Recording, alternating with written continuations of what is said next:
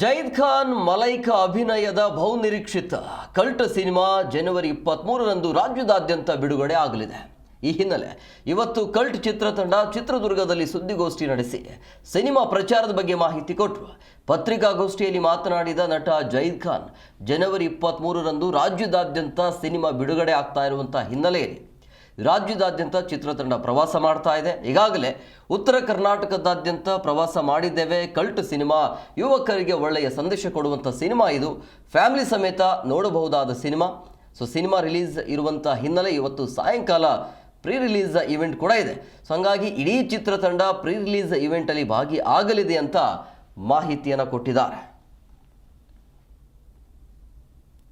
ನಮ್ಮ ಇಂಡಸ್ಟ್ರಿಯಲ್ಲಿ ಚೆನ್ನಾಗಿರೋ ಹೀರೋ ಆಗ್ಲೇ ಒಂದ್ ಸಿನಿಮಾ ಮಾಡಿದ್ದಾರೆ, ಬರ್ತಾ ಇದಾರೆ ಅಂತ ಖುಷಿ ಆಗುತ್ತೆ. ಆಮೇಲೆ ಅವ್ರಿಗಿರೋ ಡೆಡಿಕೇಶನ್, ಆಮೇಲೆ ಕನ್ನಡ ಮೇಲಿರೋ ಅಭಿಮಾನ, ಕನ್ನಡ ಕಲ್ತು ಅದನ್ನ ಇಡೀ ಡಬ್ಬಿಂಗ್ ಕೂಡ, ಇಡೀ ಸಿನಿಮಾ ಡಬ್ಬಿಂಗ್ ಅವರೇ ಕೂಡ ಮಾಡಿದ್ದಾರೆ. ಮೊದಲನೇ ಸಿನಿಮಾ ಡಬ್ಬಿಂಗ್ ಮಾಡಿರ್ಲಿಲ್ಲ. ಸೊ ಅವ್ರಿಗಿರೋ ಕನ್ನಡ ಅಭಿಮಾನ ನೋಡಿ ಖಂಡಿತ ಖುಷಿ ಆಗುತ್ತೆ.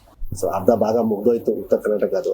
ಈಗ ಚಿತ್ರದುರ್ಗ, ದಾವಣಗೆರೆ ಎಲ್ಲ ನಾವು ಕವರ್ ಮಾಡ್ಕೊಂಡು ಕೆಳಗೆ ಹೋಗ್ತಾ ಇದ್ದೀವಿ. ಸೊ ಇವತ್ತು ಚಿತ್ರದುರ್ಗ ಬಂದಿದ್ದೀವಿ. ಸೊ ತುಂಬಾ ಖುಷಿ ಆಗ್ತಾ ಇದೆ. ಆಮೇಲೆ ಇವತ್ತು ಚಿತ್ರದುರ್ಗದಲ್ಲಿ ನಾವು ಸಾಯಂಕಾಲ ಒಂದು ನಮ್ಮ ಸಿನಿಮಾದು ಪ್ರೀ ರಿಲೀಸ್ ಇವೆಂಟ್ ಇಟ್ಕೊಂಡಿದ್ದೀವಿ. ಸೊ ನಮ್ಮ ಇಡೀ ಕಲ್ಟ್ ತಂಡ ಏನಿದೆಯೋ, ನಮ್ಮ ಚಂದನ್ ಶೆಟ್ಟಿ ಆಗ್ಬಹುದು, ಆಲೋಕೆ ಆಗ್ಬೋದು, ರಚಿತಾ ರಾಮ್ ಅವ್ರು ಆಗ್ಬೋದು, ಮಲೈಕಾರ ನಾನ್ ಆಗ್ಬೋದು, ನಮ್ಮ ಇಡೀ ಡೈರೆಕ್ಟ್ ಟೀಮ್ ಅಂದ್ರೆ ಎಲ್ಲರೂ ಇಡೀ ತಂಡ ಅವರೆಲ್ಲರೂ ಸಾಯಂಕಾಲ ಸೇರ್ಕೊಳ್ತಾ ಇದ್ದೀವಿ. So ground open ground function ಆಗಿರೋದ್ರಿಂದ ಸೊ ನಾವೆಲ್ಲರೂ ಇವತ್ತು ಬಂದಿದ್ದೀವಿ. ಬೇಕು ಅಂದ್ರೆ it is romantic thrill cinema sir ಇದು. ಈ ಕತೆ ಬಗ್ಗೆ ಹೇಳಬೇಕು ಅಂದ್ರೆ ತುಂಬಾ ಅಷ್ಟೊಂದು ಬಿಟ್ಕೊಳಕ್ಕೂ ಆಗಲ್ಲ. ಸಿಂಪಲ್ ವೇಲಿ ಹೇಳ್ತೀನಿ. ಇವತ್ತಿನ ಜನರೇಷನ್ ಹುಡುಗರು ಆಗಬಹುದು, ಹುಡುಗಿರು ಹೆಂಗ್ ಮೋಸ ಆಗ್ತಿದ್ದಾರೆ ಲವ್ ಅಲ್ಲಿ ಬಿದ್ದು. ಸೊ ಅದ್ರ ಮೇಲೆ ಈ ಸಿನಿಮಾ ನಾವು ಮಾಡಿರೋದು. ಆಮೇಲೆ ಫ್ಯಾಮಿಲಿಗೂ ತುಂಬಾ ಒಳ್ಳೆ ಮೆಸೇಜ್ ಇದೆ.